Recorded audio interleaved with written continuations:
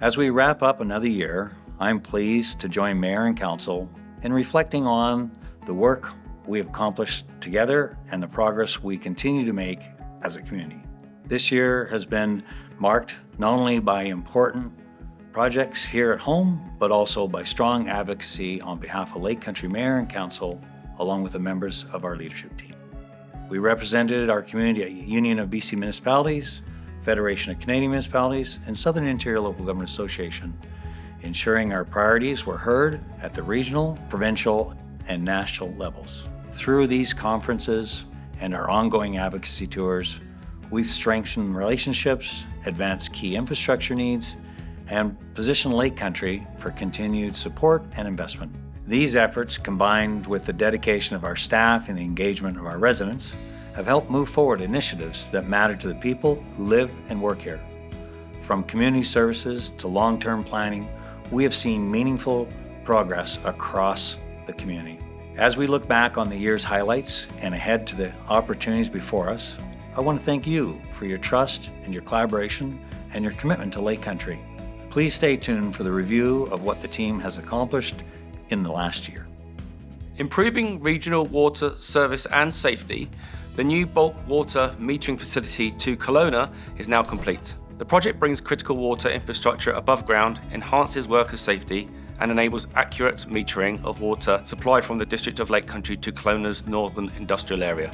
With this facility now in place, it is one more step in finalising the water and wastewater infrastructure commitments under the Memorandum of Understanding between the Okanagan Indian Band, the District of Lake Country, and the City of Kelowna. The district has completed the full replacement of the Beaver Lake Dam intake tower, strengthening our drinking water system. In 2025, the intake structure and piping were replaced and the dam was rebuilt 1 metre higher. The upgrade dam is expected to serve the community for 75 plus years. The district has completed upgrades to Lodge Road between Sherman Drive and Woodsdale Road, improving safety and connectivity. This $2.8 million project provided an important link to schools and the town centre. It delivered road renewal, drainage upgrades, curb and gutter, a sidewalk on one side, improved transit stops and intersection enhancements through a competitive procurement process.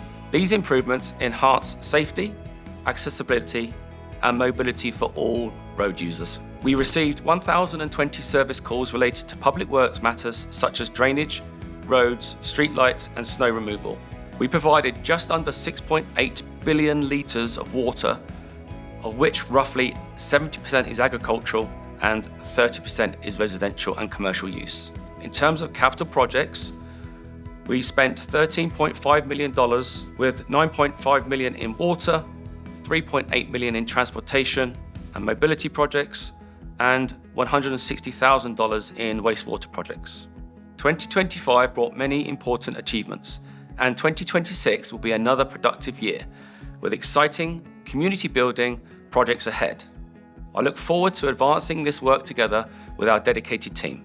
The way I look at finance and IT, it's a little bit like the offensive line on a football team, where if things are going really great and they're doing their job, it's really easy to maybe not even notice sometimes, but really they're the backbone of the team. In the IT area, we had some pretty awesome capital infrastructure investments that came out of the budget process, and we invested in our servers, which is really critical. That's critical infrastructure. It's kind of the backbone of the IT infrastructure in the district. It provides all the data security that we need. Another area that IT has done some great things in is just upgrading our meeting room technologies. If you're a member of the public and you come out to council chambers, you can either come in person, or to really help the accessibility to the community and the transparency from our council, you can get it at home right through a live video link that you can also watch back later. The work that the IT team has done to make that run smoothly and provide efficient video that everyone can access has been great. Council approved in the 2025 budget software actually, and this was our first year rolling that out. The finance team did an awesome job. We went from Excel and very antiquated documents to now everything is kind of live online, and you can sort tables. Just really improves transparency to the public, and We plan on updating that throughout the year too, so people can check in on how projects are going and how their hard-earned tax dollars are being spent. MyLakeCountry.ca has been really exciting. It's a way for people in Lake Country to go on and actually sign up, and they can access their property tax information, their utility billing, even business licensing, and can actually pay all those things online. You can track what your usage is for utilities, and our sign-up rate has been really good for that. The IT and finance department is just there to really support all the other departments that are doing awesome things in the community. We're also there to help get the word out to the community on the budget side of things, and then also reporting and providing that transparency to the community on where their tax dollars have gone and all the great things that they're being used for to get value for their money. Between a bunch of services, including installing smoke alarms in homes, this year we recorded 811 individual sort of services to the community.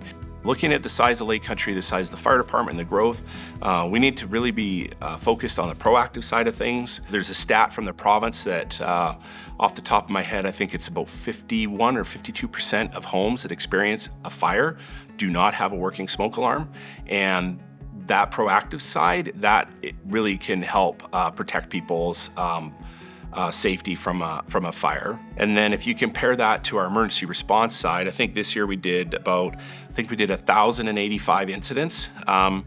So we're trying to balance out being as proactive as possible, and we want to keep an eye on how much emergency response work we're doing. And that's probably mostly just driven by community growth, and we see that number sort of ticking up year after year. So 2023 was an extremely busy wildfire season. 2024 we saw a bit of a pullback in our numbers, and then 2025 it's up again. And I think that was sort of we had more of a typical wildfire season, but also that's just regular everyday calls. And so that we'll keep an eye on that workload, obviously, going forward. For the first time ever, we signed a formal mutual aid agreement between the District of Lake Country and the City of Vernon. Looking back on that, I think that was a huge operational highlight. We went to one incident in the City of Vernon, and they returned the favor back at one incident in the District of Lake Country. So we're really pleased with that, and we hope to be able to continue that cooperation. On the business license side of things this last year, we issued approximately 970, just shy of 1,000 business licenses, including almost 200 new applications for business licenses. In the bylaw side of things, our department saw another busy year. We had over 1,100 calls. The group managed to close all but 68 of those files, so again, a very high rate of work completion in that department. Our building department saw a year that had over 200 building permits issued, over $89 million in construction value. One of our largest projects ever issued. We were able to get the permit out for the O'Rourke's Event Center, so that project hopefully will be completed later in 2026. We were able to engage at most of the farmers markets, the Live in Lake Country events, along with other various community events that saw us interact with hundreds of people. We had more than 1,000 respondents to our 2 phases of our survey that we got out in the fall here with regards to the OCP. So that's been a very busy project that's helping grow and plan what we're going to do moving forward. That'll be completed later in 2026. On the current side of planning, we saw development permits approved for West Point for the project, which is our biggest residential project in the district, close to or over 600 units capable of being built on that site. We also have completed the boundary adjustment portion for the district with City of Kelowna. That should be completed later in 2026 on the provincial end of things, so we're excited to have that come to an end and move forward with all that construction.